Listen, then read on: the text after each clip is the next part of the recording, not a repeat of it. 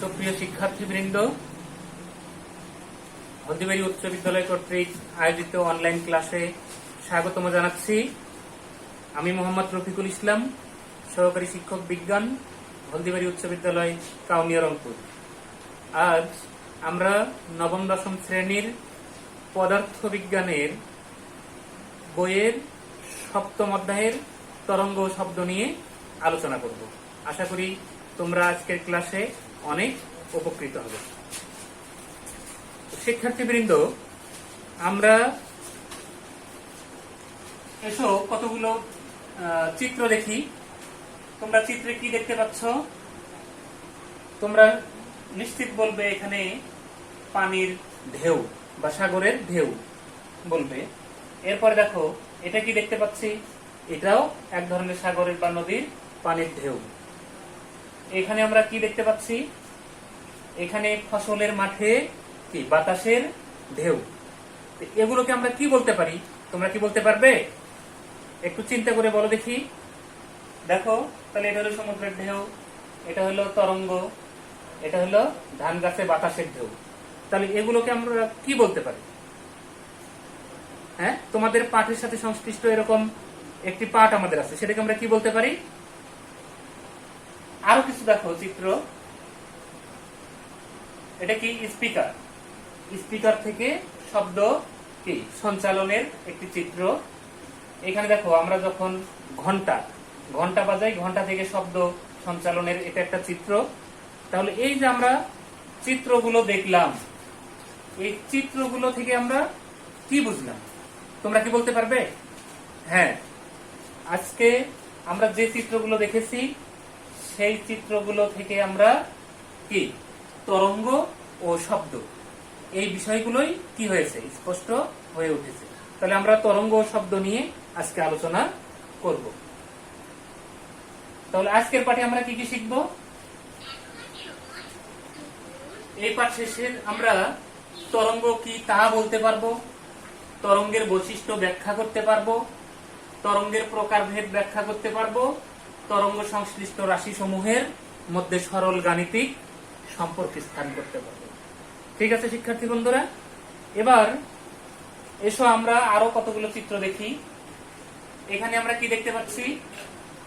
একটি কি ঘড়ি দেখতে পাচ্ছি। তো আর একটু দেখো, এখানে কি দেখতে পাচ্ছি? একটি সরল দোলকের কি গতি আর একটি স্প্রিং এর কম্পন গতি দেখতে পাচ্ছি। তো ঘড়ির কাঁটার গতি এবং সরল দোলকের গতি, এটাকে আমরা কি ধরনের গতি বলতে পারবো? তোমরা কি বলতে পারবে? হ্যাঁ, যদি কোন গতিশীল কণার গতি নির্দিষ্ট সময় পর পর নির্দিষ্ট বিন্দুকে অতিক্রম করে, তাহলে আমরা সেই গতিকে কি বলবো? পর্যায়বৃত্ত গতি। তাহলে দেখো, আমাদের যদি এই মিনিটের, এটা হলো ঘন্টার কাঁটা, এটা হলো মিনিটের কাঁটা, আর এটা হলো সেকেন্ডের কাঁটা। যদি সেকেন্ডের কাঁটাকে কল্পনা করি, তাহলে এই বিন্দু একটা নির্দিষ্ট সময় পর পর এই বিন্দুকে কি করবে? অতিক্রম করবে। তাহলে আমাদের ঘড়ির কাঁটার গতি এখানে কি হবে? পর্যায়বৃত্ত গতি। এরপরে দেখো, এখানে সরল দোলকের কি দোলন গতি, এটাও নির্দিষ্ট বিন্দু পর পর কি করে? অতিক্রম করে। তাহলে এটা আমাদের হলো পর্যায়বৃত্ত গতি। হ্যাঁ, পর্যায়বৃত্ত গতি। আর যদি সরল দোলকের গতি একটা নির্দিষ্ট সময় পর পর কি করে? অতিক্রম করে, সেটাকে আমরা কি গতি বলবো? স্পন্দন গতি। তো যদি কোনো কণা পর্যায়কালের অর্ধেক সময় যে দিকে চলে, বাকি অর্ধেক সময় বিপরীত দিকে চলে, তাকে স্পন্দন গতি বলে। তাহলে সরল দোলকের ক্ষেত্রে দেখো, আমার এখানে হলো, এটা হলো ভারসাম্য অবস্থান। এখান থেকে যে সময়ে এইদিকে চলবে, ঠিক সেই সময়ে তার বিপরীত দিকে চলবে। মানে যতটুকু সময় তার এদিকে যাবে, ঠিক ওই সময় যদি তার বিপরীত দিকে চলে, সেই গতিকে আমরা কি বলবো? স্পন্দন গতি। ঠিক আছে শিক্ষার্থী বন্ধুরা, এরপরে দেখো, এইখানে দেখো একটি পুকুরের ঘাটে কি করা হচ্ছে? পানিতে কি করা হচ্ছে? আলোড়ন তৈরি করে দেওয়া হচ্ছে।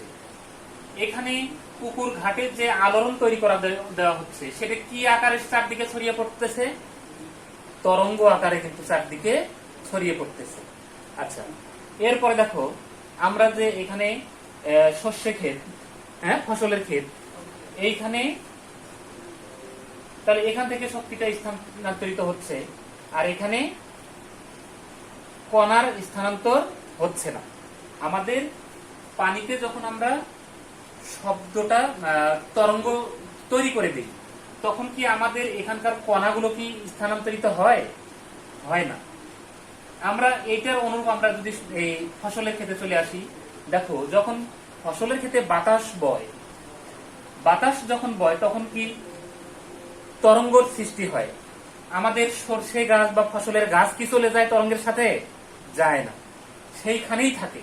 তাহলে এই ক্ষেত্রে যখন তরঙ্গের সৃষ্টি হয় শুধুমাত্র শক্তি সঞ্চালিত হয়, কণাগুলোর কোনো সঞ্চালন হয় না। যদি পুকুরের পানি বা নদীর পানি বা সমুদ্রের পানিতেও এই তরঙ্গটা হয়, শুধু কণাগুলোই সেখান থেকে কিন্তু তরঙ্গিত হয়, কণাগুলো এক স্থান থেকে আরেক স্থানে সঞ্চালিত হয় না। আমরা এই চিত্রের মাধ্যমে কিন্তু সেটা বুঝতে পারি। তোমরা নদীর পারে, পুকুর পারে বা সমুদ্রের পারে গিয়েও এটা তোমরা দেখতে পারো যে পানির কণাগুলো বা শস্যের ক্ষেতের কণাগুলো ওইখানেই থাকে, সেটা সঞ্চালিত হয় না, শুধুমাত্র শক্তি এক স্থান থেকে অন্য স্থানে সঞ্চালিত হয়। আচ্ছা, তাহলে চিত্রগুলোতে আমরা কি কি বিষয় লক্ষ্য করলাম তাহলে একটু গেস করো তো শিক্ষার্থী বন্ধুরা। দেখো আমরা চিত্রগুলোর মাধ্যমে আমরা দেখলাম মাধ্যমের কণাগুলি স্থানান্তর হয় না। কিসের স্থানান্তর হয়? শক্তি স্থানান্তরিত হয়। আমরা পুকুরের পানিতে ঢেল ছিড়লাম, ঢেল ছিড়লে কি পুকুরের পানি, ওই কণা কিন্তু আমার পুকুরের পারে যায় না, কোনটা যায়? শক্তিটা আলোড়িত হতে হতে আমাদের চারদিকে ছড়িয়ে পড়ে। তাহলে কণার স্থানান্তর হয় না, কিসের স্থানান্তর হয়? শক্তি স্থানান্তরিত হয়। এটা কিন্তু তরঙ্গের বৈশিষ্ট্য, যেটা আমরা শিখন ফলে দিয়েছিলাম। এরপরে দেখো যান্ত্রিক তরঙ্গ সঞ্চালনের জন্য মাধ্যম প্রয়োজন হয়। তাহলে আমাদের যদি তরঙ্গ সঞ্চালন করি, এই তরঙ্গটা সঞ্চালিত হওয়ার জন্য কিসের প্রয়োজন হয়? অবশ্যই মাধ্যম প্রয়োজন হবে। মাধ্যম ছাড়া কি হবে না? তরঙ্গ সঞ্চালিত হবে না। ঠিক আছে। এরপরে দেখো তরঙ্গের বেগ মাধ্যমের প্রকৃতির উপর নির্ভর করে। মাধ্যমটা কি ধরনের? কঠিন, তরল না বায়বীয়? হ্যাঁ, বিভিন্ন মাধ্যমে তরঙ্গের বেগ বিভিন্ন রকমের হয়। তাহলে আমরা এগুলো কি দেখলাম? তরঙ্গের বৈশিষ্ট্য। আচ্ছা, এরপরে তোমরা একটু দেখো, দেখো এখান থেকে একটি কণা, তাহলে তরঙ্গ সৃষ্টিকারী একটি কণা। আবার একটু দেখো তরঙ্গ সৃষ্টিকারী কণা কি হচ্ছে? এইভাবে কম্পন দিতে দিতে কি হচ্ছে? সঞ্চালিত হচ্ছে। তাহলে এটাকে আমরা কি বলবো? যে তরঙ্গ মাধ্যমের দিকের সাথে লম্বভাবে অগ্রসর হয়, তাহলে সেটাকে আমরা কি বলবো? যে তরঙ্গ মাধ্যমের দিকের সাথে লম্বভাবে অগ্রসর হয় তার কি ধরনের তরঙ্গ? অনুপ্রস্থ তরঙ্গ। তাহলে যে তরঙ্গ মাধ্যমের দিকের সাথে লম্বভাবে স্থানান্তরিত হয় সেটাকে আমরা কি বলবো? অনুপ্রস্থ তরঙ্গ। মনে রাখবে, এগুলো কিন্তু তোমাদের জ্ঞানমূলক প্রশ্ন আসবে। এরপরে দেখো এখানে আমরা স্প্রিং, একটা স্প্রিংকে যদি আমরা টেনে ধরে ছেড়ে দেই তাহলে কিভাবে স্থানান্তরিত হয়? এইভাবে, মানে সমান্তরালে স্থানান্তরিত হয়। তোমরাও এটা বাসায় পরীক্ষা করে দেখতে পারো। তাহলে এটাকে আমরা কি বলতে পারি? যে তরঙ্গ মাধ্যমের দিকের সাথে সমান্তরালে অগ্রসর হয় সেটাকে আমরা কি নামে অভিহিত করব? অনুপ্রস্থ তরঙ্গ। তাহলে যেটা তরঙ্গের দিকের সাথে লম্বভাবে স্থানান্তরিত হয় সেটা হলো অনুদৈর্ঘ্য, আর যেটা মাধ্যমের দিকের সাথে সমান্তরালে স্থানান্তরিত হয় সেটা হবে অনুপ্রস্থ তরঙ্গ। আচ্ছা, তাহলে স্প্রিং এর তরঙ্গ হলো কিসের তরঙ্গ? অনুপ্রস্থ। একইভাবে বাতাসের স্থানান্তরের যে তরঙ্গ হয় সেটাও তোমরা বলতে পারো অনুপ্রস্থ তরঙ্গ। এরপর একটু দেখো আমরা একটি চিত্র দেখলাম, এই চিত্রে আবার একটু দেখো একটি চিত্র দেখলাম। এখানে এটা কিসের চিত্র দেখতে পাচ্ছি? একটি সাগরের কি ঢেউয়ের বা তরঙ্গের চিত্র, তাই নয়? তাহলে এই চিত্রে আমরা কি দেখলাম? তরঙ্গ। তাহলে এখানে কি কি ধরনের তরঙ্গ ছিল? একটা হলো অনুপ্রস্থ তরঙ্গ, আর একটা হলো অনুদৈর্ঘ্য তরঙ্গ। তাহলে অনুদৈর্ঘ্য আমরা কোনটাকে বলছিলাম? যেটা লম্বভাবে স্থানান্তরিত অনুদৈর্ঘ্য, আর যেটা মাধ্যমের দিকের সাথে সমান্তরালে হয় স্থানান্তরিত হয়, সেটা হলো অনুপ্রস্থ তরঙ্গ। একটু লক্ষ্য করে দেখো, আমাদের তরঙ্গ সৃষ্টিকারী কণা এটা, তাহলে এটা একটা তরঙ্গ। হ্যাঁ, এটা একটা তরঙ্গ। তাহলে এক তরঙ্গ থেকে আরেক তরঙ্গের মধ্যবর্তী দূরত্বকে আমরা কি বলবো? তরঙ্গ দৈর্ঘ্য। আর এটাকে আমরা কি বলবো? বিস্তার। বিস্তার তরঙ্গ, এখানে তরঙ্গ সম্পাদনকারী কণার কি সর্বোচ্চ যে অবস্থানে কি করে অবস্থান করে, সেটা হলো তরঙ্গের বিস্তার। আচ্ছা, এরপরে দেখো, তাহলে প্রতি সেকেন্ডে যতগুলো পূর্ণ কম্পন সম্পন্ন হয় সেটাকে আমরা কি বলবো? কম্পাঙ্ক। প্রতি সেকেন্ডে যতগুলো কম্পন সম্পন্ন হয় সেটাকে আমরা কি বলবো? কম্পাঙ্ক বলবো। কম্পাঙ্ককে কি দ্বারা প্রকাশ করা হয়? এফ দ্বারা। তাহলে যদি টি সেকেন্ডে স্পন্দন সংখ্যা একটি হয়, তাহলে এক সেকেন্ডে স্পন্দন সংখ্যা কত হবে? এফ সমান 1/t। তাহলে আমরা কম্পাঙ্ক কাকে বলবো? প্রতি সেকেন্ডে যতগুলো পূর্ণ স্পন্দন সম্পন্ন হয়, প্রতি সেকেন্ডে মানে এক সেকেন্ডে যতগুলো স্পন্দন সম্পন্ন হবে সেটাকে বলবো আমরা কম্পাঙ্ক। আর কম্পাঙ্ককে কি দ্বারা প্রকাশ করা হয়? এফ দ্বারা, স্মল এফ দ্বারা। তাহলে যদি টি সেকেন্ডে স্পন্দন সংখ্যা একটি হয়, তাহলে এক সেকেন্ডে স্পন্দন সংখ্যা হবে এফ ইকুয়াল 1/t। তাহলে এটা হলো কম্পাঙ্ক। তাহলে কম্পাঙ্ক আমরা সমান কি লিখবো? F equal 1/t। তাহলে গতিশীল কণার গতি নির্দিষ্ট সময় পর পর নির্দিষ্ট বিন্দুকে অতিক্রম করে, তা কি ধরনের গতি? পর্যায়বৃত্ত গতি। আর একটি পূর্ণ কম্পনের সময় তরঙ্গের অতিক্রান্ত দূরত্ব কি বলা হয়? ল্যামডা। ল্যামডা দ্বারা প্রকাশ করা হয়। আর একটি পূর্ণ কম্পনের সময়ে তরঙ্গের অতিক্রান্ত দূরত্ব তাহলে কয়টা? F lambda. মানে একটি পূর্ণ কম্পনের জন্য, মানে কম্পনের সময় তরঙ্গের অতিক্রান্ত যদি ল্যামডা হয়, তাহলে এফ টি পূর্ণ কম্পনের সময়ে তরঙ্গের অতিক্রান্ত দূরত্ব তাহলে কত হবে? F lambda. হ্যাঁ, তাহলে এই এফ ল্যামডাটাই হলো কি? এটাই হলো বেগ। তাহলে বেগ সমান সমান কি? V equal F lambda. আচ্ছা, তাহলে একটি বস্তু বাতাসে যে শব্দ সৃষ্টি করে তার তরঙ্গ দৈর্ঘ্য 20 সেন্টিমিটার, আর বাতাসে শব্দের বেগ 340 মিটার পার সেকেন্ড, এর কম্পাঙ্ক কত হবে তা বের করো। এটা তোমরা একটু কাজটি খাতায় লিখে নাও। একটি বস্তু বাতাসে যে শব্দ সৃষ্টি করে তার তরঙ্গ দৈর্ঘ্য 20 সেন্টিমিটার যদি হয় এবং বাতাসে শব্দের বেগ 340 মিটার পার সেকেন্ড হয়, তাহলে এর কম্পাঙ্ক কত হবে সেটা বের করো। এটা আমরা কিসের মাধ্যমে বের করব?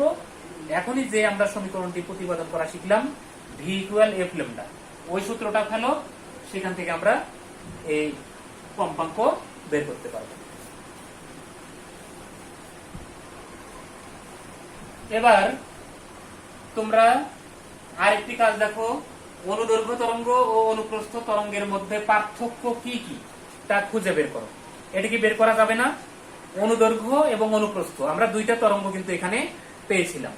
তো অনুদৈর্ঘ্য কোনটা আর অনুপ্রস্থ কোনটা স্বভাবতই তোমরা পেয়ে যাবে। তাহলে একটা হলো লম্বভাবে সঞ্চালিত হবে, আরেকটা হলো সমান্তরাল ভাবে সঞ্চালিত হবে। এরপরে দেখো, তরঙ্গ বেগ ও তরঙ্গ কম্পাঙ্কের মধ্যে সম্পর্ক স্থাপন। এটা কিভাবে আমরা করব? যেটা আমরা শিখলাম, ভি ইকুয়াল এফ ল্যামডা।